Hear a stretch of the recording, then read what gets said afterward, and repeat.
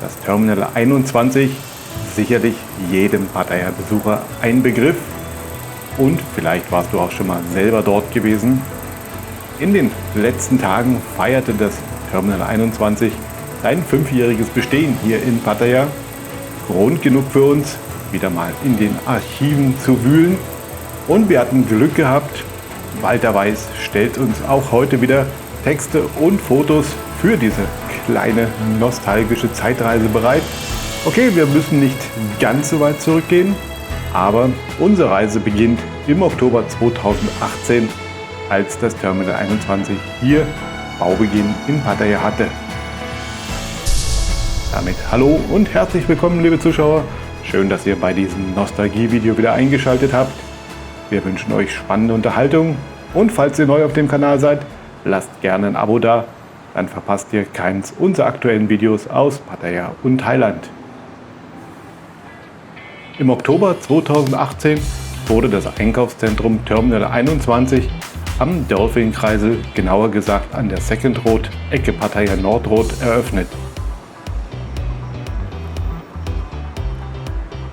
Von der ersten Absperrung des Gebietes bis zur Fertigstellung inklusive Hotel Grand Central Point wurden 4 Jahre lang an dem Projekt gearbeitet. Vielleicht erinnert sich noch der eine oder andere, dass hier eine Art überdachter Markt stand, den die Leute nie angenommen hatten.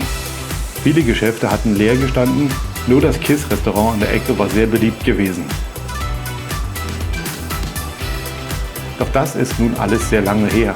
Jetzt steht hier unübersehbar das Terminal 21.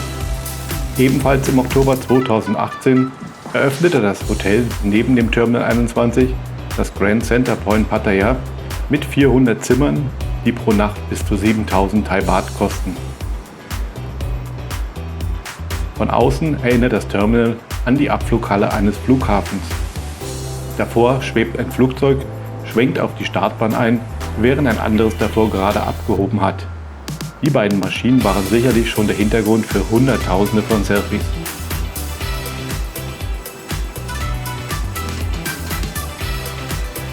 Das Terminal selbst ist in unterschiedliche Länder bzw. Städte aufgeteilt. Beherrschend ist der Eiffelturm im unteren Bereich. Es gibt noch einen Turm, den schiefen Turm von Pisa.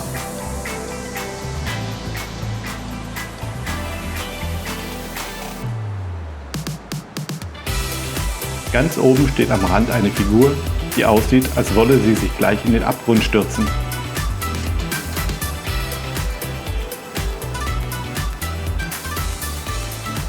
Erst beim näheren Hinsehen wird klar, dass es sich um Galileo Galilei handeln soll, der sein Experiment mit den beiden unterschiedlich schweren Kugeln durchführt.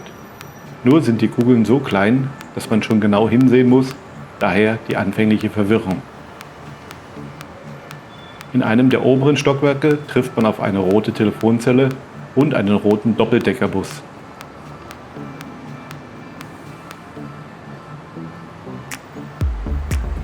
Noch weiter oben schließlich überspannt die Golden Gate Bridge das Terminal. Bei Eröffnung herrschte hier noch Linksverkehr, das hat mich beim ersten Besuch am meisten beeindruckt. Inzwischen wurde das korrigiert. Sehr hübsch geworden ist auch ein großes Modell von Fisherman's Wharf mit Seemöwen und Seehunden. Irgendwo versteckt sich auch eine Gondel, die an Venedig erinnern soll. Von einem Aussichtspunkt aus kann man die Flugzeuge vor dem Terminal von oben sehen und gleichzeitig die Skyline von Bongamat Beach in Naglöa bewundern. Das freut jedes Steinwüstenherz. Die ersten Fotos vom Terminal habe ich im Juni 2018 gemacht. Da war es schon fast fertig, vorher gab es nicht wirklich viel zu sehen. Interessant fand ich, wie sich vor dem Terminal noch einmal alles im Laufe der kurzen Zeit verändert hat. Wie die Fahrgastbrücken entstanden, die Flugzeuge vor das Einkaufszentrum gestellt wurden und die Gehwege gebaut wurden. 3 Monate vor Eröffnung sah das Terminal so aus. Im Grunde fehlten nur noch Kleinigkeiten und man gewann eine gute Vorstellung, wie das Ganze nach Fertigstellung aussehen könnte. Die Fluggastbrücken standen auch schon, jedenfalls der Rohbau.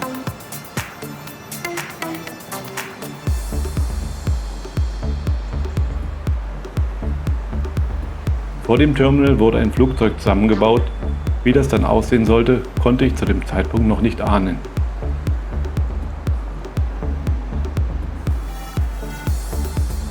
Einen Monat später sah alles schon ganz anders aus. Riesige Bildschirme wurden montiert, an die die Bauarbeiter letzte Hand anlegten. Das Flugzeug nahm auch langsam Gestalt an, das eine startende Maschine nachstellen sollte.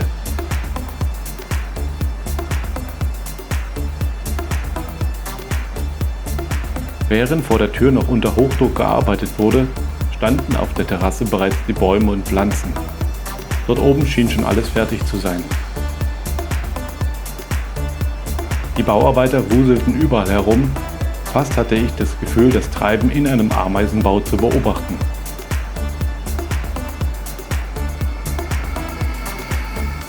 Während vorne am Flugzeug gebaut wurde, pflanzten Arbeiter hier schon die Bäume. Noch 3 Monate bis zur Eröffnung.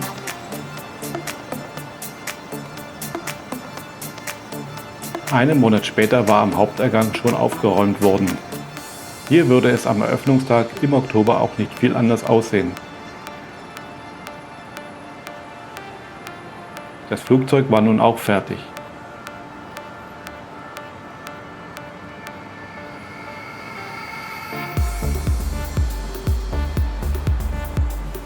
Und auch der Parkplatz war betriebsbereit.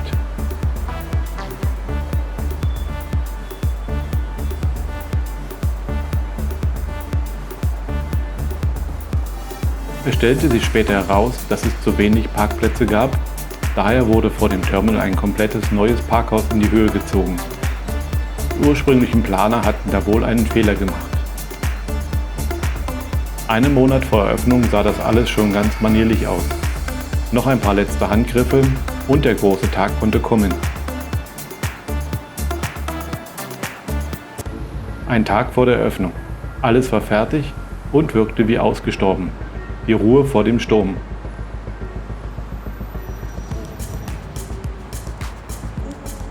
Der große Tag ist endlich da.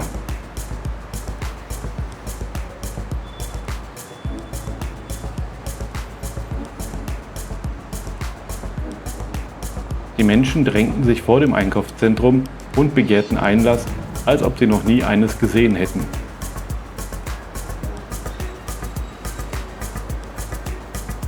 Innen standen sie vor den Geschäften an, die am Eröffnungstag allerlei Schnäppchen anboten. Teilweise mit bei Thais so beliebten Lautsprecheranlagen. Es war ohrenbetäubend laut, das Gedränge nur schwer erträglich. Models traten auf, ihre Häupter mit den Wahrzeichen der Städte gekrönt, die im Terminal zu sehen sind.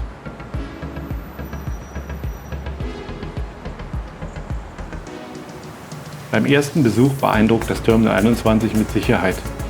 Allein das Flughafenkonzept mit der Startbahn und den Flugzeugen ist schon spannend.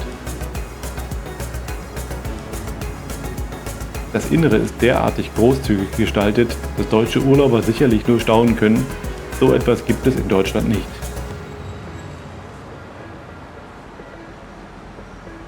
Die Sehenswürdigkeiten aus aller Welt auf jeder Etage sind durchaus bemerkenswert. Mir gefallen auch Kleinigkeiten besser, wie beispielsweise ein Baum, um dessen Stamm eine Sitzbank steht. Wenn man durch das Viertel am Dolphin-Kreisel geht, und das war auch schon vor Eröffnung des Einkaufszentrums so, wird hier hauptsächlich eine asiatische Klientel angesprochen, mittels Restaurants und Geschäften. Im Terminal ist das nicht anders. Ganz oben gibt es in der Essensabteilung überwiegend asiatische Restaurants.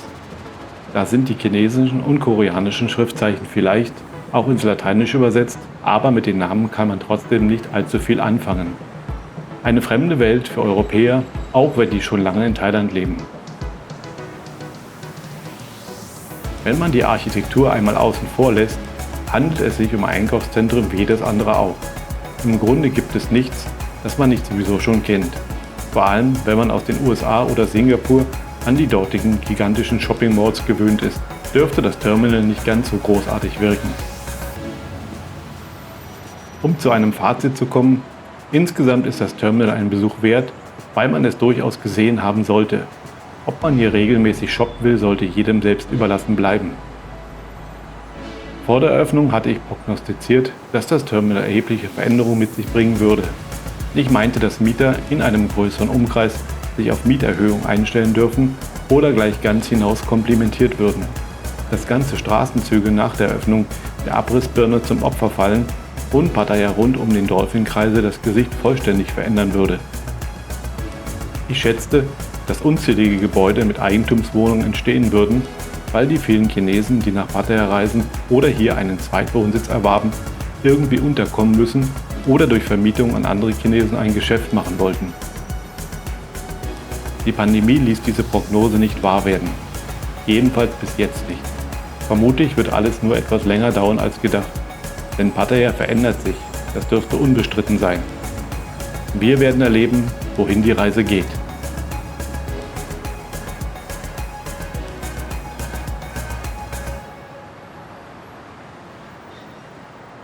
Tja, liebe Zuschauer, das waren 5 Jahre Terminal 21 in Pattaya in Wort und Bild.